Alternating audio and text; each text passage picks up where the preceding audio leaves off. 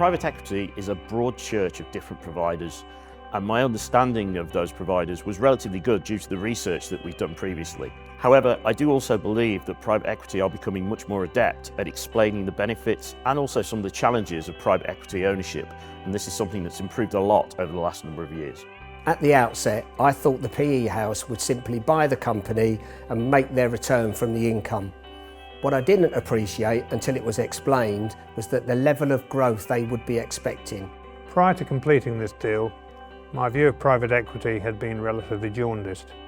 I had always assumed that they would enter a business and seek to strip out assets, reduce and cut costs.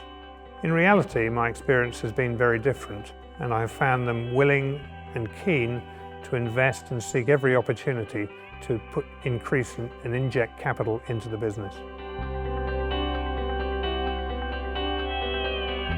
Firstly, the cultural fit. We spent time with them and listened to the way that they looked to actually invest in businesses and how they were actually wanting to be involved at the level that we wanted. Secondly, the founders had decided we wanted a minority investment, and that actually cuts down the number of investors that you are talking to. And finally, it was a gut feel as to the fact that these were people that we actually wanted to work with and actually cared already about where our business was going. It was ultimately all about the people. We found a team who we could work with, who we got on with, and who we really felt added value to our business going forwards. We concluded that a private equity transaction was best for the business, as we were very keen to maintain our culture. It became clear that it was one of the strengths of the business that we didn't want to lose. The tax clearance took a month longer than expected, and that meant we had to reset expectations of both the investor and also the founders as to when we were actually going to close the transaction.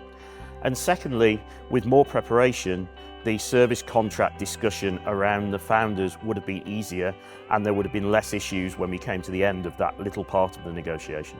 The general economic environment deteriorated towards the end of the deal.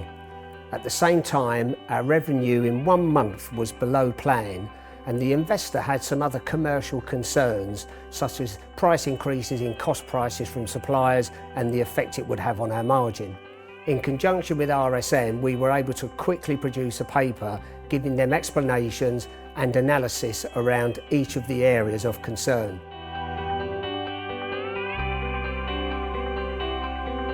Having sold my business to private equity, a number of different opportunities have arisen for me personally. Immediately following the sale, I became CEO of the merged organisation to which my business had become a part. I've moved on to a part-time role in which I'm assisting the organisation with mergers and acquisition activity. I think it's been what we're expecting and more. I can't really fault them. They've been super supportive, really helpful at supporting us and picking up things which we weren't necessarily very good at. BGF have been excellent since the investment, and they have behaved exactly as they said they would do throughout the process. This was one of the reasons why researching the investor and actually spending time with them was really important before the deal.